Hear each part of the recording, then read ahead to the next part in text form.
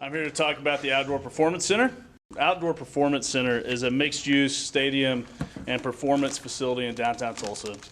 It starts out as an 8,000 seat facility that can expand to 18,000 feet.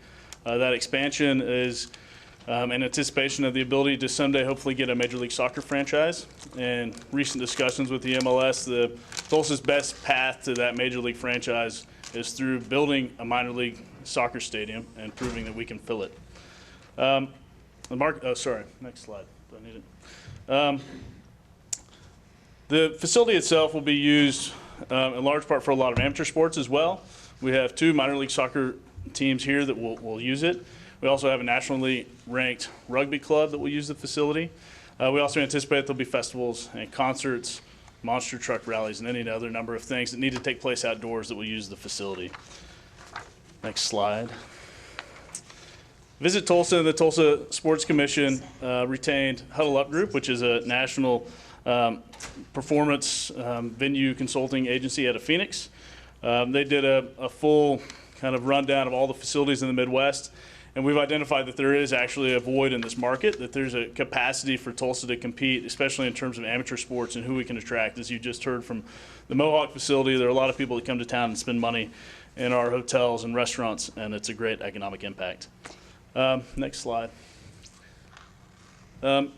This facility would serve as another anchor to downtown that supplements the BOK Center and One Oak Field. And it's here where I'd like to spend a little bit of time. I think that it is important as we go through this vision process that we look at the projects that are going to be accretive to the things we've already created, to the development we already have, to the activity that we have. I think as Tulsa, we need to look bigger than these individual projects and look at the things that are going to attract young people here. For anybody who sat through the really depressing presentation by the Community Service Council, our demographics in Tulsa are really poor. Our community is aging, people are getting older, we have less people in the workplace, and what that does is creates a situation where we have less and less sales tax, less and less people out spending money that pay for cops and firefighters and the things that we really need to succeed as a city.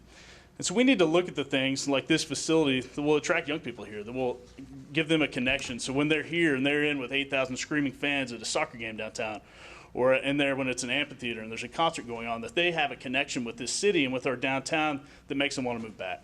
It makes them want to come here at a time in their lives when they're looking for a job and they want to start a family, because those are the things that long term, I mean, if my kids are any proof, I replace 3 wardrobes every 6 months. It is young families that go out and drive the sales tax base, because you're making those investments in your house and in your kids that you're constantly out spending. And so we need to figure out how we as a city build the things that are momentum creators and snowball and reverberate out when we do them. And this, as it complements all our downtown growth, would do that. It would attract more and more people into downtown. And we need to figure out how we reverse our population trends. We need less people moving to the suburbs. We need to create more population density. We need to do infill development, and we need to revitalize our inner core so that reverberates out, so that our next ring of suburban development isn't further out in Owasso, but it is the people who live downtown who now want to live at 11th and Peoria. That is the next suburban. And so we need to focus on these projects, especially this one in particular, which will attract people to downtown and get them excited and get them interacting with our city in a way that makes them want to live here. Because right now, I think, as we look, and no offense to a lot of these other projects, but we are putting capital dollars into facilities we already have, and we're trying to maintain them. And we need to look at the things that are going to influence this city going forward. 1 minute. They're going to create more sales tax dollars so that we can take care of those facilities, because our population's bigger and because there are more young people here spending money. Those are the things that are going to fix this city, not just putting Band-Aids on all the facilities we have that are crumbling. Next slide. We'd build this in 2 phases. The first phase is 8,000 seats, as I mentioned.